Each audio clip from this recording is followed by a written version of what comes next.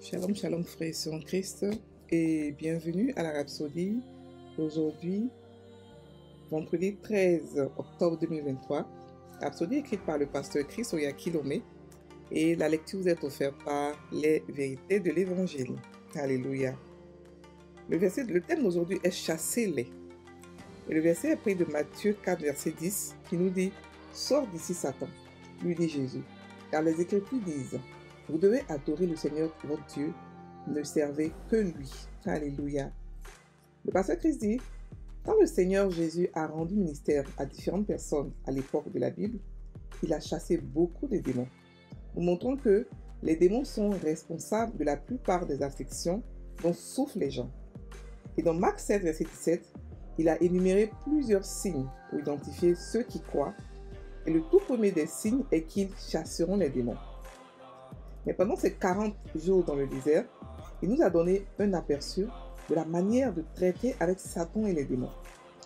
Satan était venu pour le tenter et la première tentation était que Jésus ordonne aux pierres de se transformer en pain. En réponse, Jésus a cité le livre de Deutéronome et a dit, il est écrit, l'homme ne vivra pas de pain seulement, mais de toute parole qui sort de la bouche de Dieu.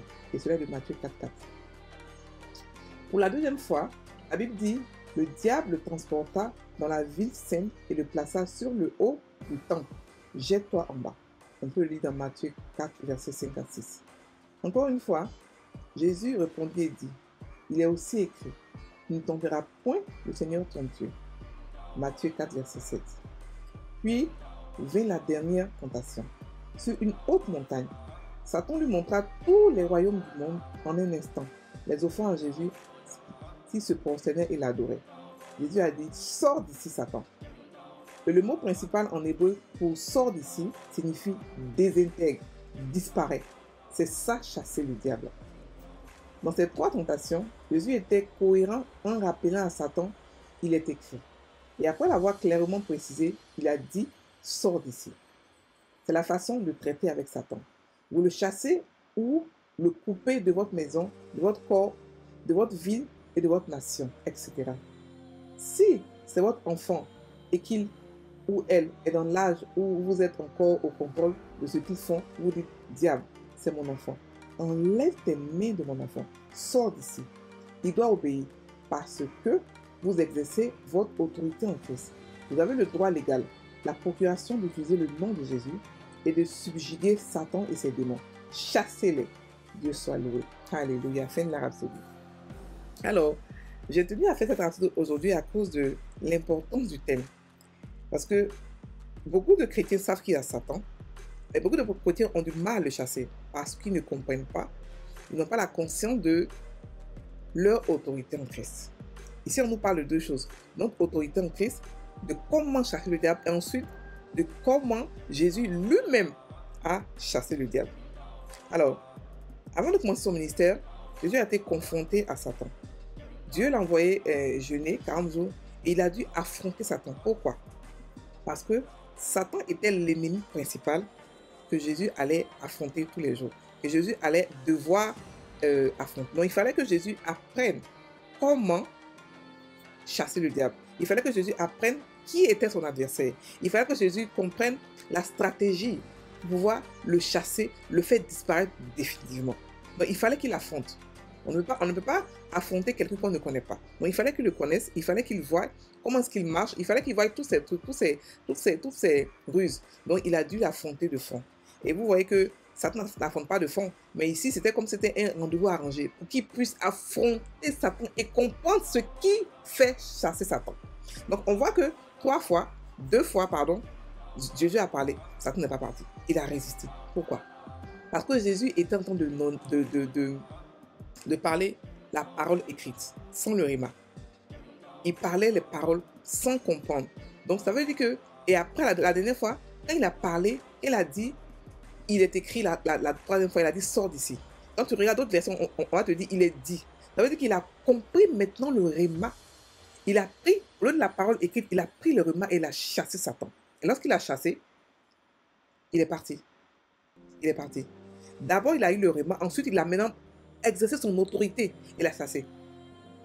Donc Jésus a dû aussi pratiquer son autorité. Il a dû être consistant dans son autorité. Il a dû comprendre ce qui marche, ce qui ne marche pas. Vous comprenez? Ça veut dire que la parole de Dieu se teste. L'autorité que nous avons, elle se teste. Elle n'est pas là pour dire, oh, je crois en Jésus, je crois en son autorité, et c'est attendre qu'il y ait les occasions qui sont grandes pour pouvoir le tester. Non, le nom de Jésus, elle se teste maintenant. L'autorité qu'on a, elle se teste tous les jours. Tous les jours, on va l'utiliser dans tout ce qu'on fait. Dans notre environnement, avec nos enfants, avec notre mari, avec notre boulot. On doit exercer cette autorité, la pratiquer. Pour que le jour où il y a un problème très grave, on est déjà habitué à la pratiquer, on a déjà confiance en elle, on a déjà conscience de cette autorité sur nous. Et on doit aussi tout la méditer.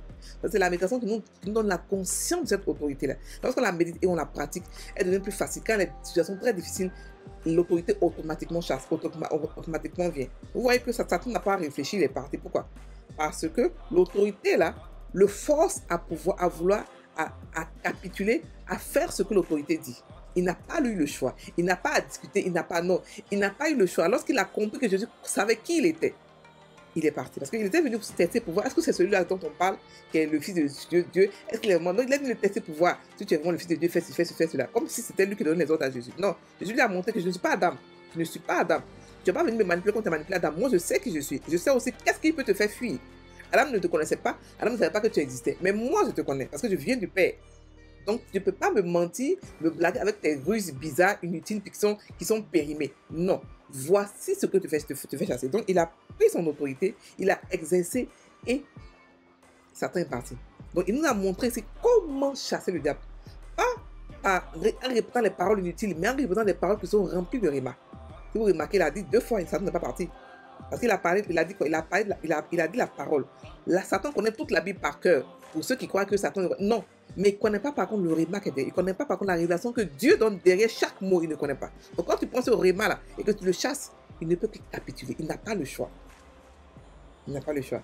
Ensuite, maintenant, la manière dont Jésus a fait. Jésus a fait avec autorité. Il faudrait que nous puissions comprendre que l'autorité que nous avons, ce n'est pas une autorité de « Oh non, sors d'ici, en fait, sors ». Ce n'est pas une négociation. C'est un ordre qu'on donne à Satan. C'est pour ça que le mot « chasser » ici voulait dire « disparaît ». Désintègre-toi. C'est-à-dire que, comme si on met dessus toi l'eau de Javel, tu disparais. Tu es désintégré. Tu n'as pas à discuter. Tu n'as pas à argumenter. Ce n'est pas une négociation. Ce n'est pas un débat. Tu sors parce que j'ai ordonné de sortir. Lorsqu'on prend le nom de Jésus, on te met à la place de Jésus. On parle comme si on était Jésus. Il faudrait qu'on puisse être conscient que tel qu'il est, tel que nous sommes, et nous sommes... Quand on dit au nom de Jésus, c'est que de la part de Jésus. La Bible nous dit que Dieu nous aime comme il a aimé Jésus. Et on vit en lui, on est un avec lui. Donc n'ayez pas peur de proclamer qui vous êtes, n'ayez pas peur de savoir que vous êtes des Jésus. Vous n'êtes pas des humains normaux. Vous êtes divins 100%. Vous avez des corps humains. Vous n'êtes pas humains, vous êtes complètement divins.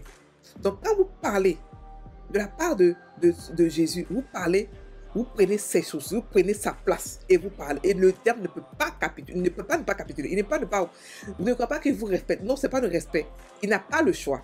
La Bible nous dit que lorsqu'on prend le nom de Jésus, les anges n'ont rien à faire. Parce que le nom seul, il est puissant pour chasser n'importe quelle... Toute la création entière répond au nom de Jésus. Capitule et obéit au nom de Jésus. Vous comprenez? Obéit au nom de Jésus. Voilà. Mais ce que j'aimerais aussi souligner, c'est que le diable attaque de plusieurs manières. Ici, il a attaqué Jésus de fond. Mais après, il n'a pas fait comme ça de fond. Il a attaqué tous de manière rusée, de manière hypocrite, de manière cachée. C'est pour ça qu'on nous parle de scorpion, de serpent, parce qu'il est rusé. Quand il attaque, tu peux ne pas savoir quand est-ce qu'il attaque. Ou que tu as attaqué. Tu peux ne pas savoir. Parce qu'il attaque de manière hypocrite. Parce qu'il ne peut pas venir. Parce qu'il est peureux. Il comprend qu'il a... Il y a maintenant une autorité qui est au-dessus. Il comprend qu'il a été déchu. Donc, il n'attaque pas de fond. Il attaque de manière rusée. Il attaque peut-être tes finances, ton boulot, ton mariage, ta famille, de manière, les maladies bizarres, les attaques. Non, comprenez qu'il est partout, il attaque. Donc, ce que vous devez faire, c'est exercer votre autorité tous les jours. Testez tous les jours. Chassez-le dans vos prières tous les jours. Ne soyez pas Satan, la phobie de Satan. Tout le temps, Satan, avoir peur de lui. Non, non, non. Sachez qu'on a l'autorité sur lui. Et cette autorité, elle s'exerce, elle se pratique. Ce n'est pas une autorité qu'on utilise une fois par mois et on croit que va... Non, non, une fois par mois, elle ne va pas marcher. Donc, elle n'est pas habituée à vous. Il faudrait que cette autorité puisse s'habituer à vous, puisse comprendre, elle puisse être à l'aise dans votre bouche. Et vous aussi à l'aise avec elle. Alléluia. Donc, c'est ça aujourd'hui la rhapsodie. On va maintenant prendre On va maintenant prendre la prière. Vous répétez après moi. Satan n'a pas le droit de diriger les choses de ma vie. Dans ma maison ou dans la vie de mes proches. Par mon autorité en Christ, j'exerce la domination sur lui et ses démons. Je marche dans la puissance et dans la gloire du Père. Au nom de Jésus-Christ. Amen. Frères et sœurs en Christ, pratiquez le nom de Jésus. N'ayez pas peur d'exercer votre autorité en Christ. N'ayez pas peur de tester ce nom-là. Il est puissant et il marche à tous les coups. Il n'échoue jamais. Passez une très bonne journée. Soyez bénis.